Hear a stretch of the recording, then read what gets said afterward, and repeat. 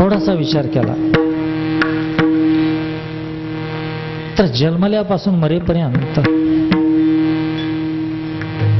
आम्हाला जे जे लागतं ते सर्व काही परमात्मा पुरवठा करतो.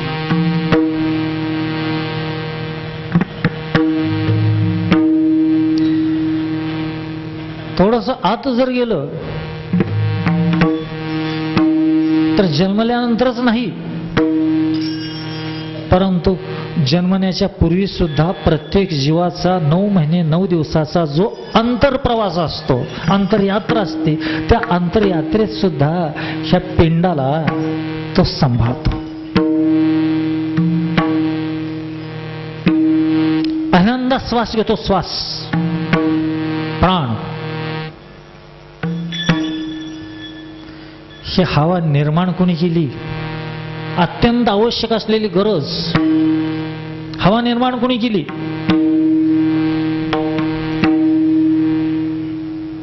शेवटपर्यंत ज्याची गरज आहे, शेवटचा श्वास सोडला,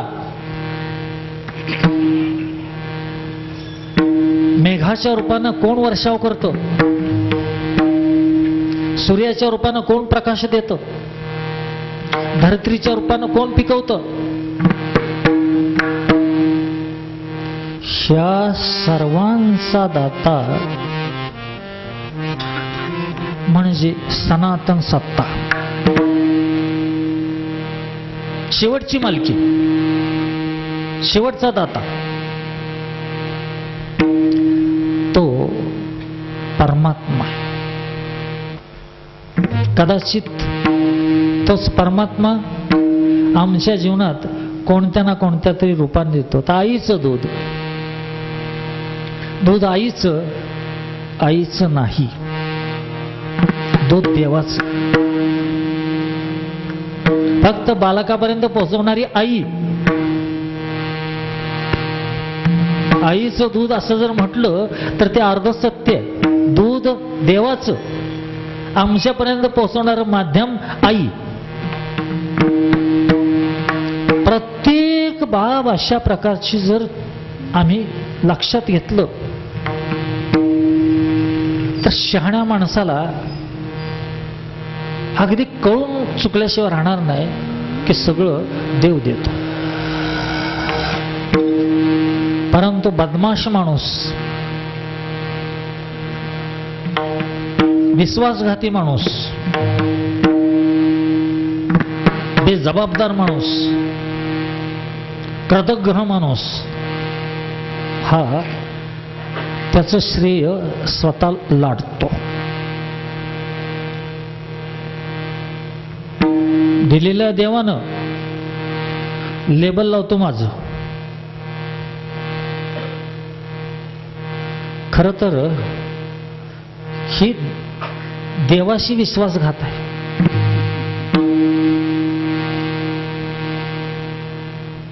कोणाशी विश्वासघात करणं किती पाप आहे. विश्वासघात करणं हे पाप आहे. सामान्य माणसाचं सुद्धा विश्वासघात करणं पाप आहे. मी ह्या वेळेस येतो म्हटलेलं आहे, त्यावेळेस नाही आलं तर हे पाप आहे. विश्वासघात त्या व्यक्तीचा केला. मग परमात्म्याचा विश्वासघात किती मोठं पाप आहे. आणि अगदी निर्लज्जपणे हे पाप आम्ही सगळेच करत असतो, हे सत्य आहे.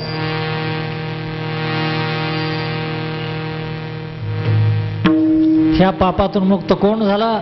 जे आहे ते सगळं देवाचं आहे. मी बोलवल्या वेदू बोले, मी चालवल्या सुरी चाले, मी हालवल्या वातो हाले, जो जगाते चालिता. ही ज्याला जाण आहे तो, आणि तोच फक्त माणूस म्हणून घेण्याच्या लायकीचा आहे, देवपुत्र म्हणून घेण्याच्या लायकीचा आहे. फक्त म्हणा,